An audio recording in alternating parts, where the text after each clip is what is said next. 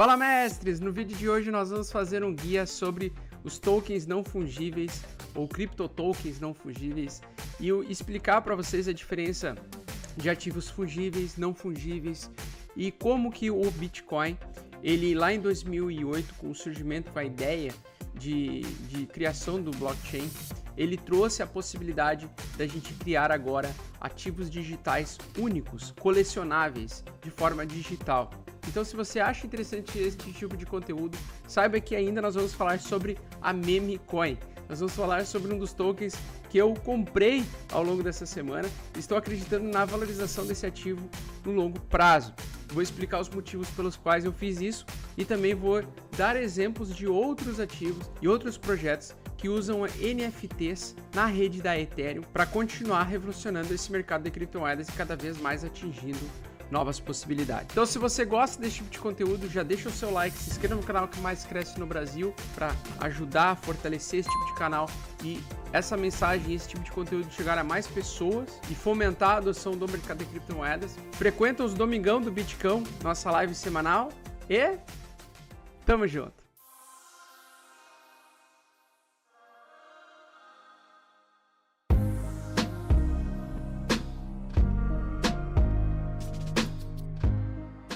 Então no vídeo de hoje eu vou explicar para vocês o que são os NFTs, como eles funcionam, para que eles podem ser utilizados e eu vou falar de alguns projetos novos e outros mais populares que utilizam NFTs já faz algum tempo.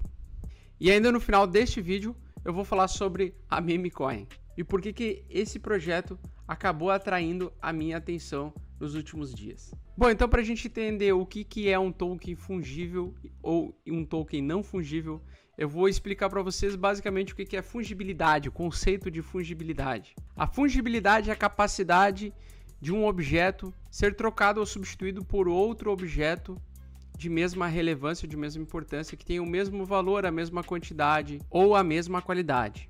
Por exemplo, R$1. Uma nota de R$2 ou uma moeda de R$1, ela praticamente pode ser trocada por outra moeda de R$1. Se eu entregar a minha moeda de R$1 para um amigo, ela tem um valor intrínseco.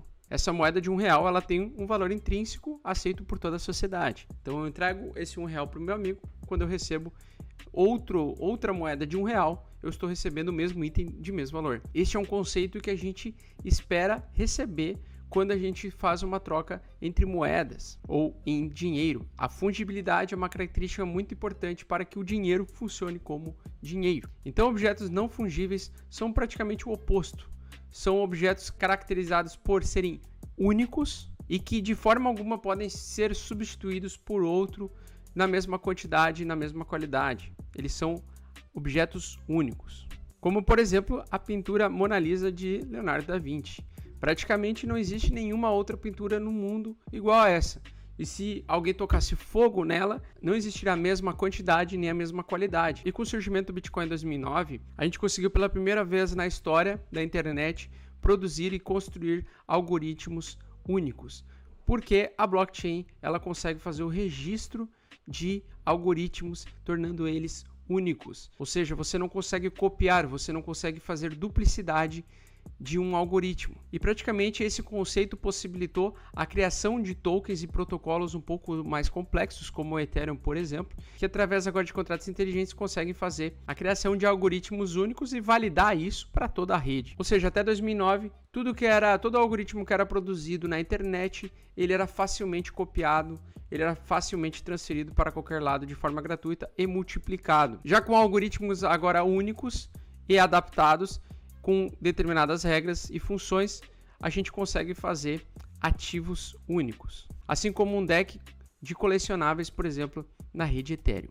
Então, como que funciona as NFTs? Existem hoje vários mecanismos de criação de NFTs nas redes, mas o mais importante mecanismo é o ERC-721 da rede Ethereum, que funciona hoje como o principal padrão de emissão de NFTs na rede neste protocolo. Ainda recentemente foi aprimorado e foi criado um novo mecanismo, um novo protocolo chamado ERC-1155, que permite que um único contrato consiga ter os dois tipos de ativos, né? Os fungíveis e os não fungíveis, abrindo então uma gigantesca gama de novas possibilidades.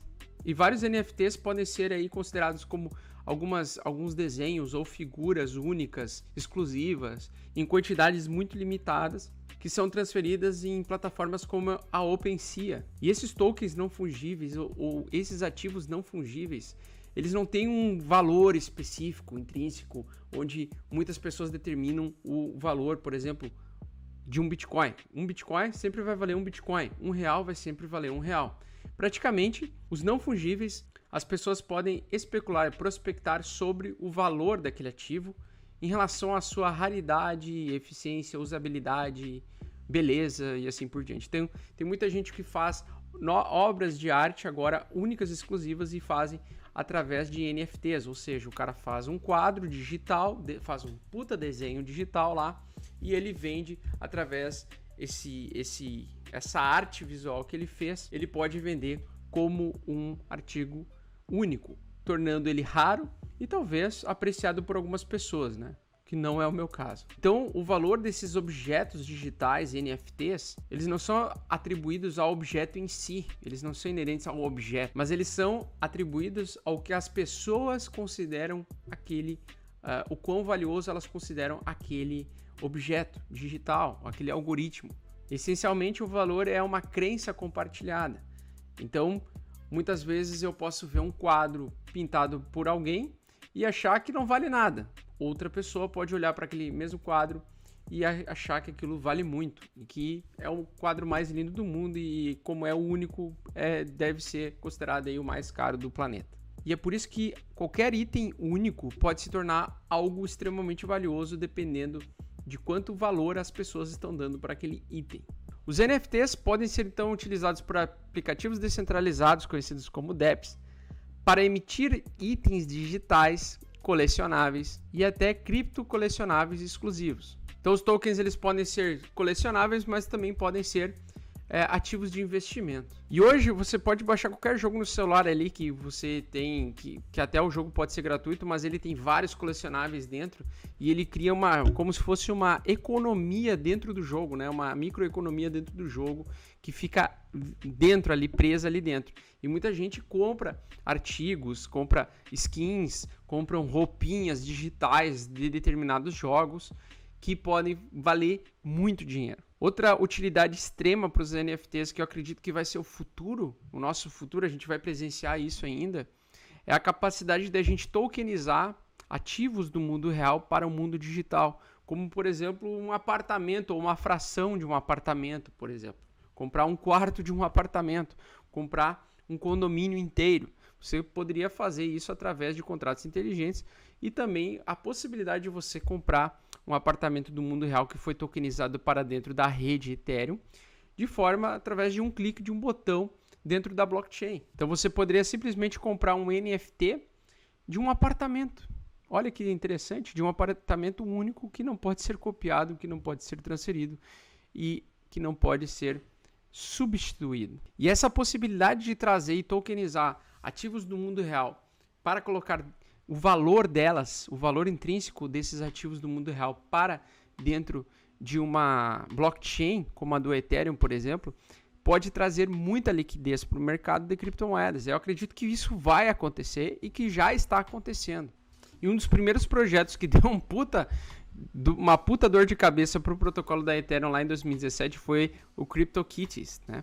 Que basicamente são cartas colecionáveis de gatinhos, né? Gatinhos colecionáveis na rede Ethereum que possuem valor intrínseco, né? Então cada um desses gatinhos, ou cada imagem desses gatinhos aqui, cada carta, no caso, ela é uma carta única e você pode fazer a troca de colecionáveis com outros colecionadores. Basicamente existe limites de número, de quantidade de cartas e realmente quanto mais a carta ela é escassa e única, mais cara ela tende a ser. Então esse é um dos primeiros aí, talvez foi o primeiro projeto que utilizou o NFT e que mais bombou na rede Ethereum, que mais bem sucedido foi. Então se você vem aqui no catálogo, ó, vocês podem ver que a gente vai encontrar diversos colecionáveis desses CryptoKitties. Então, por exemplo, para você comprar esse gatinho aqui, ó, você fala com o criador, né? Aliás, você fala com o dono, o proprietário desse gato aqui, tá? E aí você pode, talvez, oferecer um pagamento, né? Uma quantidade para fazer a compra desse gatinho digital aqui. Isso aqui é só um exemplo de um NFT, beleza? Então você pode comprar esses colecionáveis e existem aí mais diversos projetos colecionáveis, então a gente até agora vai falar um pouco deles, mas o primeiro que eu acredito que estourou, que explodiu, que foi um dos principais motivadores, junto com as Initial Coin Offering, a febre das ICOs lá em 2017, foi essa porra desse protocolo aqui dos gatinhos, beleza? Além dos gatinhos, que você pode comprar cartinhas NFT desses bichanos aí, você também pode estar participando de alguns jogos que você pode comprar terrenos e itens exclusivos NFT, que são colecionáveis dentro de um jogo.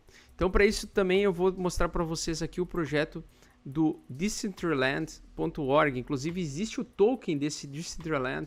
Acho que no início do ano ele estava na metade do valor.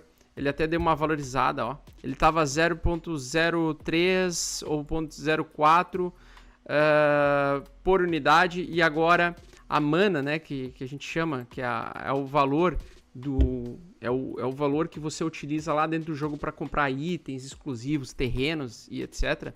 Você pode ver que ele também passa por uma valorização à medida que vai mais pessoas se aderindo a esse jogo, jogando esse jogo.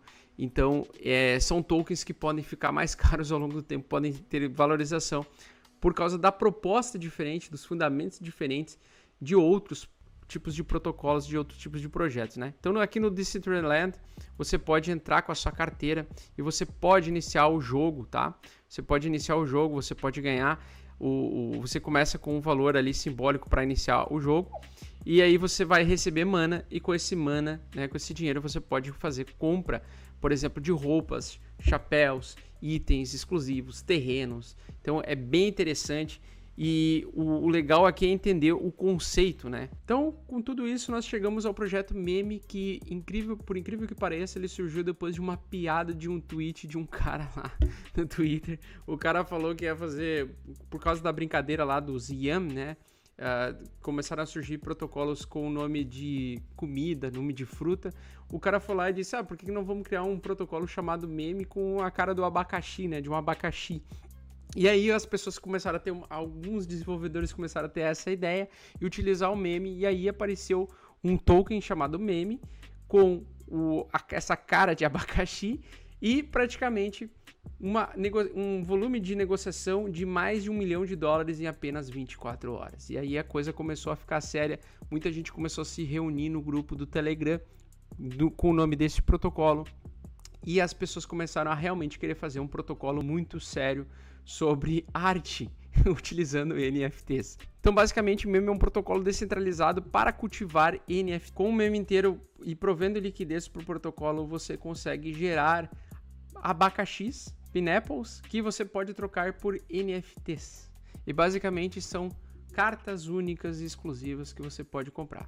As mais comuns, elas têm uma quantidade em média de 1.000, uma média de quantidade de 1.000 cartas, e as mais raras têm apenas 10 exemplares de cartas e são as mais valiosas. Então, com o token da Memecoin, você consegue fazer o cultivo de tokens de governança do protocolo, que são nada mais do que um incentivo para você utilizar e continuar utilizando o protocolo. Então, isso se chama farm. Lá fora o pessoal fala de farm, né? Ou seja, você cultivar, você comprando tokens de governança do protocolo, no exemplo da Meme, e colocando eles em stake, colocando eles disponíveis para a rede utilizar a movimentação e as transações, você ganha tokens de governança. Só que no caso da Memecoin, você consegue receber tokens para fazer a compra de NFTs únicas e exclusivas que podem se tornar raras ao longo do tempo. Então, como vocês podem ver, para você minerar praticamente um abacaxi por dia, você precisa deixar em stake, deixar disponível para a rede pelo menos um meme inteiro, né, um token de governança inteiro da meme. Quanto mais memes você deixar, até no máximo 5, acho que esse protocolo aceita até no máximo 5 tokens meme para você deixar de stake para o protocolo interagir com eles, você vai gerar aí uma média de um abacaxi por dia. Eu tenho 2 aqui, e com esses abacaxis aqui eu posso comprar então essa carta NFT que tem apenas 10 mil exemplares, beleza? Ela não é tão rara, né? Então ela é bem comum, mas ela é a primeira só para o pessoal testar, para entender como é que funciona o conceito. E a pessoa pode comprar essa carta rara aqui, né, da meme, e aí no futuro pode ser que daqui a, sei lá, 10 anos esse protocolo seja bem sucedido, e essa carta aqui, ela só 10 mil pessoas no mundo inteiro vão ter ela, e você pode vender a um preço mais alto daquilo que você gastou, certo? Só que qual é a vantagem deste protocolo meme, e que é uma inovação? Você através do estímulo de segurar um token de governança e colocar ele para fazer transações e prover liquidez para este protocolo, você consegue gerar moedas digitais, ativos digitais, para você comprar essas cartas e depois vender elas no futuro, possivelmente valorizadas, né? Então você, com alguns tokens de governança, você consegue gerar cartas, e essas cartas podem valer muito no futuro, e você pode vender elas de forma exclusiva.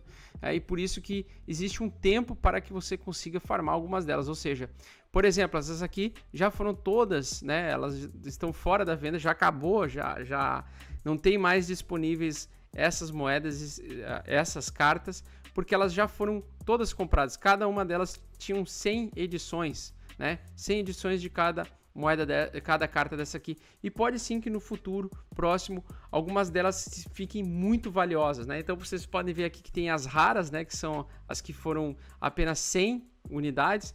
Outras que tem 300 unidades, elas têm, ou 1000 unidades, elas são as mais comuns, né? As comuns. E pode ver que aqui tem a carta do Craig Wright, que fala que é o Satoshi Nakamoto, e todo mundo sabe que é mentira. O cara do CZ aqui, ó, o dono da Binance, um meme dele aqui, ó, uma carta meme dele aqui, tem 1000 disponíveis, é uma das mais comuns também. Você precisa praticamente 10 dias minerando para você comprar um token desse, para comprar uma carta dessa aqui.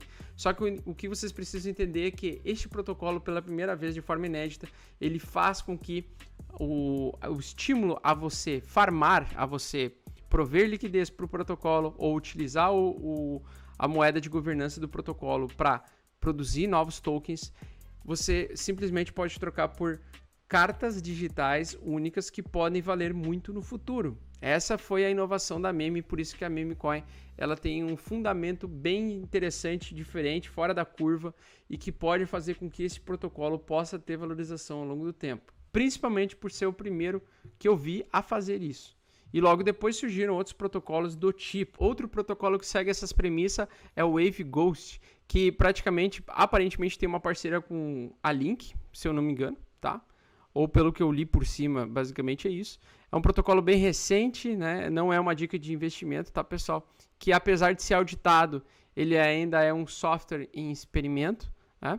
Mas é um token aí que está subindo bastante, está na boca da galera, estava subindo de forma bem interessante, e tem um número limitado, né, de tokens, onde você também pode farmar NFTs através desse protocolo, certo? Então, inclusive, se você quer ver outros ativos e outros protocolos que estão usando esse tipo de sistema NFT de tokens não fungíveis, é só você vir aqui no etiquetas aqui do Wave Gold e clicar em No Fungible Tokens aqui, o NFT, ele vai abrir praticamente todos os projetos e tokens que estão utilizando esse tipo de protocolo.